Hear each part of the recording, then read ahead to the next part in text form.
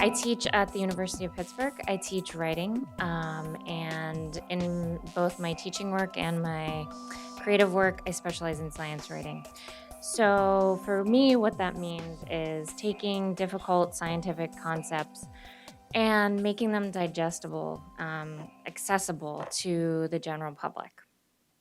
And my higher goal with all of that is to try to make those concepts actually exciting and engaging, especially to people who might not have thought that they were interested in science before.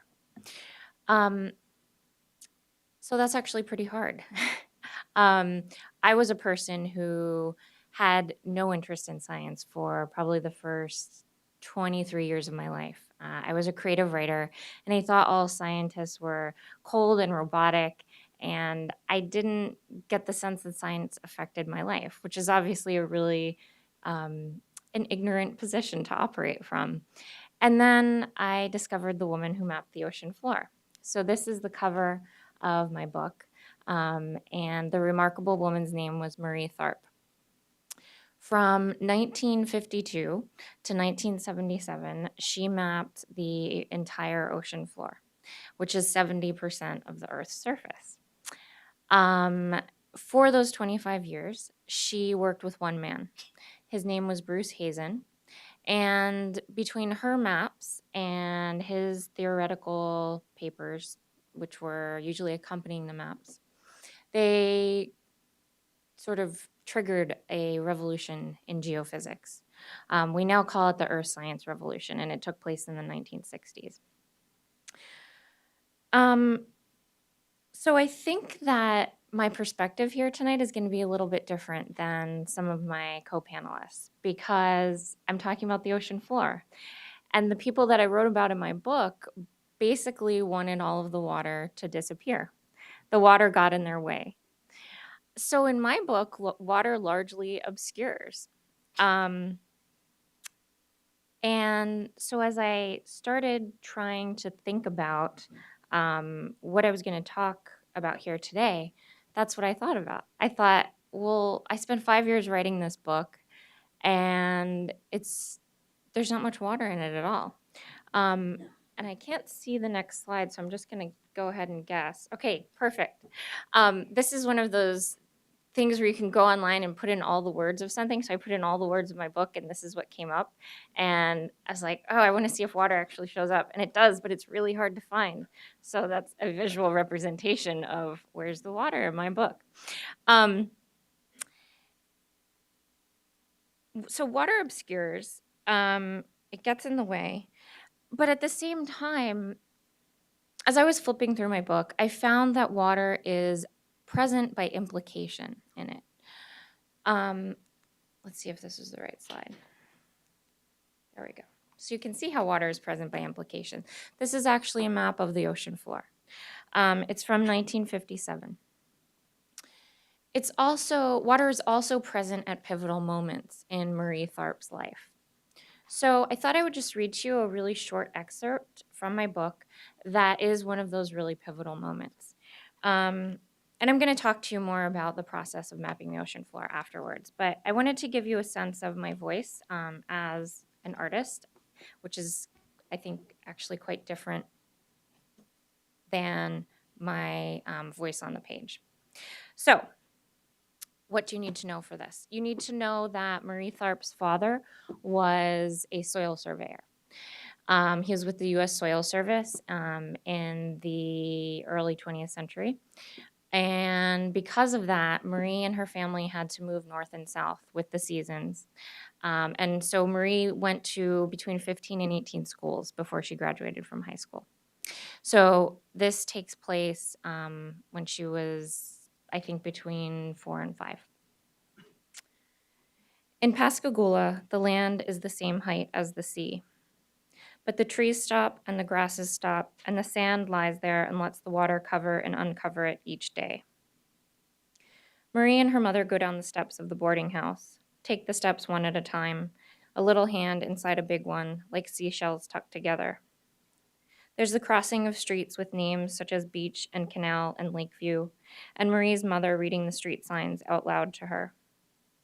There's the feeling of stepping onto the sand for the first time, and it distracts her for a while. The way her feet sink into it after they step off the road that sets off the beach, and the way her behind sinks into it too as she sits down to take off her shoes and socks. But the water. Oh, she says at first. Just a little noise beneath the sound of the waves. And then she looks back at her mother's face. Her mother takes her hand again, and they start to cross the wide, empty beach. It's low tide, and Marie is a little apprehensive, so the approach is slow. The water advances and retreats like a shy animal. But then Marie steps onto wet sand, and the water comes back to lick her feet. It's like nothing she's ever seen before, like the ice of a pond after the snow's been swept off for skating, like static on a television or wind moving through wheat fields. The closest thing she can think of is a blue woolen blanket, the waves like her toes squirming underneath. A little while later, when she sees her first movie, Ben-Hur, she can't understand why the ocean on the screen doesn't get her wet too. On the beach, there's a giant wreck of a boat, just a skeleton. And then the next day, when they go back, it's almost all covered up with water. So her mother tells her about something called a tide, about the moon pulling the water up close to its face and then pushing it back again. Every day, her mother says, the way Papa goes to work and comes home, or the way we move north and then come south again.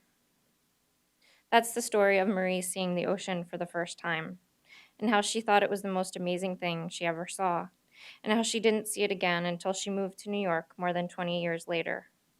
But somehow, the memory stayed intact. The ocean, a drop beaded up on a blouse, water that didn't soak in until she needed it. So that little girl grew up, and she got degrees in English, philosophy, music. So those were her undergraduate degrees. Then she went and got a master's degree in geology. And then she got another bachelor's degree in mathematics. And she ended up working at Columbia University. Their earth science program was in Palisades, not in Manhattan, and it was called the Lamont Earth Observatory. So she goes there to work, and she's hired as a research assistant. And this is 1948. Women at the time are considered bad luck on ships. And so she has to stay home on dry land and work with the data that men that are allowed to go out on ships collect. When she starts working on this data, after it's something like 6 weeks, she discovers a massive rift valley running all across the face of the Earth. So for 40,000 miles. It's one of the largest features on the face of the planet. It runs through the center of all the Earth's oceans. It didn't take her very long to discover that. And what's important about this is that no one else was doing this work at the time. There simply was not another picture of the ocean floor. It was just a big blank, the way that maps of old used to put in, shipwrecks and dragons where they had no idea what was happening. So after she discovered this rift, other scientists came along, and they looked at her maps, and they started writing papers about the features that she showed. The most important feature is that rift. It's key because it showed that there were plates, that the Earth's surface was made up of plates. And Marie thought that these plates were probably tectonically active, which means that there's movement happening there. And a rift valley is actually where two plates are meeting, and magma is coming up from the mantle and pushing them apart. And I'll talk a bit in a second about what that means. But for now, it's important to know that Marie mapped 70% of the Earth's surface, and she discovered this giant rift valley. And yet, no one knows her name. And that's the thing that I wanted to figure out. When I wrote this book, I wanted to know why no one knew her name. And my publisher puts that on the back of the book, no one knows her name. And when I see that, I always hear it in this voice, like a preview for an action movie, and no one knows her name. But it's actually really important because there would have been no such thing as the earth science revolution in the 60s without Marie Tharp. So where's the little clicker thing? Okay. This is part of why no one knows her name. It's not just about sexism. It's also about the ocean floor, which has a bad rap. It's down there under all that water. But this cartoon is from 1983, well after we should have cared a little bit more about the ocean floor. But in case you can't read it, it says, I don't know why I don't care about the bottom of the ocean, but I don't. I mean, that was me before I started writing this book, but it's obviously not me anymore. So we've got sexism. We've got this idea that the ocean floor doesn't really matter. So as late as the 1940s oceanography textbooks, the most popular oceanography textbooks, were saying in them, the only reason we're interested in the ocean floor is because it holds up all the water. So I'm the anti-water person here tonight, I guess. The other reason why Marie wasn't recognized was because of her medium. She made maps. She made her arguments visually instead of writing them down. And because of that, people were able to assume that she wasn't actually making an argument. They could say, oh, well, she was just representing the data. She was just representing what she saw. But she didn't see anything. She couldn't because the ocean floor was invisible to her because of all of that damn water, right? So the process that she had to use to map the ocean floor, there was actually very little data, exact depth data, showing us how deep the oceans were. I'm going to take a guess and think maybe I'm going to go to my next slide. No, I'm not. Okay, continue looking at the New Yorker cartoon. She had 6 tracks across the North Atlantic when she first started mapping. So the analogy that I use here usually is imagine 6 clotheslines stretched across the Atlantic Ocean horizontally, going from the east coast of the United States to the west coast. Is that right? Yes, west coast of Europe and Africa. I actually got that wrong in the book, which is really embarrassing. These things happen though. That's not very much data. So what did she do between those clotheslines? She had to interpolate, she had to hypothesize, and she had to do a lot of interpretation. And that's why hers was not a mindless act, because she wasn't just taking what she knew about exact depths and just turning it into a visual image. She was actually using all of her expertise. So this is where her degrees in math came in. This is where her degree in geology came in. She used all of that data that other people weren't looking at and tied it together and came up with a picture of the ocean floor. So now I'm finally ready for my next slide. It's 2 timelines. In my head, it's 1 timeline though. It shows Marie Tharp's cartographic contributions. It also shows seminal papers in the history of plate tectonics. When I was writing my book, I made tons of these timelines to be able to lay out how Marie Tharp's life lined up with the histories that were being told, to see if I was actually going to be able to rehabilitate her legacy. And it turns out that just by doing something like this, I could. So if we just look at the first point here, the top one that's white, Marie discovers Mid-Atlantic Rift Valley. That happened in 1952. The paper that's considered sort of the first shot of plate tectonics is a paper by a Princeton geologist named Harry Hess, and it was called A History of the Ocean Basins. He wrote it. He didn't cite Marie's map. In it, he talked about the Rift Valley and why it might be there. But the simple fact is that without Marie's map, he would not have had anything to look at. He would have been looking at a giant, vast, blank area. And so this is remarkable. I went to a scientific conference a year and a half ago of all of the people who are mapping the ocean floor today. Not all of them, a lot of them. I guess the big ones, the heavy hitters in ocean floor mapping. I showed them this slide, and they were blown away. They said, I'd never thought of it that way. I never thought of the fact that without this map, so this one from 1957 that I showed you, we wouldn't have had anything to look at to write these theories. So that's another thing that I wanted to touch on. I'm an absolute outsider. I had no scientific background when I started writing this book. And I think that actually benefited me because I hadn't learned about geology. I hadn't learned about oceanography. So I wasn't taught the things that I was supposed to know. I wasn't taught the history in a particular way. So I could come in and look at it and say, well, if you wrote this paper, what were you looking at? What was there? And it turns out that Marie Tharp's map was there. Okay, I'm going to bring you up to the present because I know that I'm running out of time. Even with today's technologies, water is still in the way. In order to collect exact data about the ocean floor, you have to be on a ship directly above the area that you're surveying. So there are ways that we can get really basic ideas about the topography of the ocean floor, but to get exact data, you have to be right there.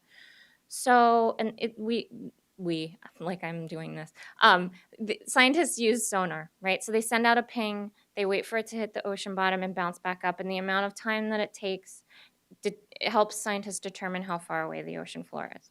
So this slide, which is kind of really aesthetically beautiful, right? It shows all of the tracks in the South Pacific that ships have taken and collected exact soundings while they're traveling.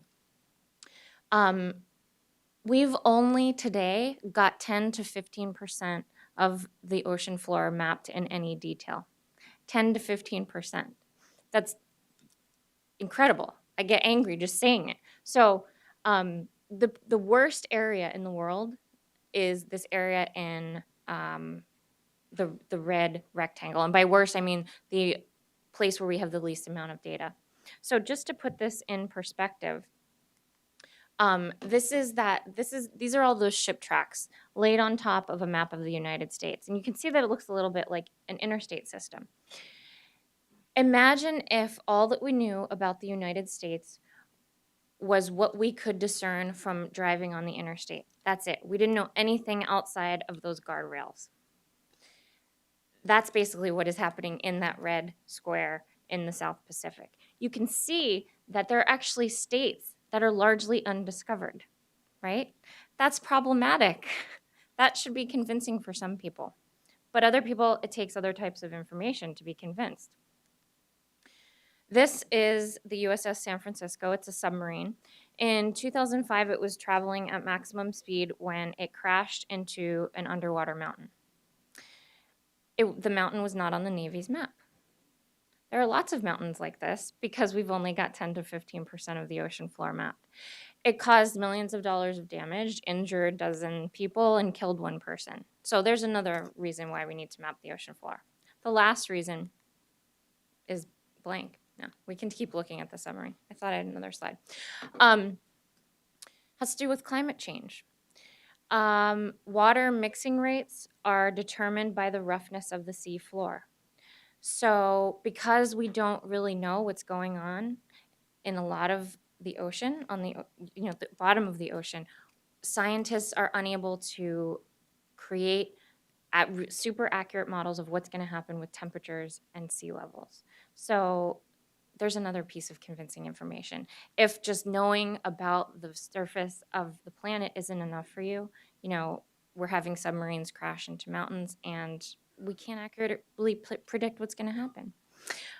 So that's pretty much all I have for today. I know that was super quick. I was trying to talk about lots of stuff, and I'm really excited to answer questions and talk with my other panelists. Thanks a lot.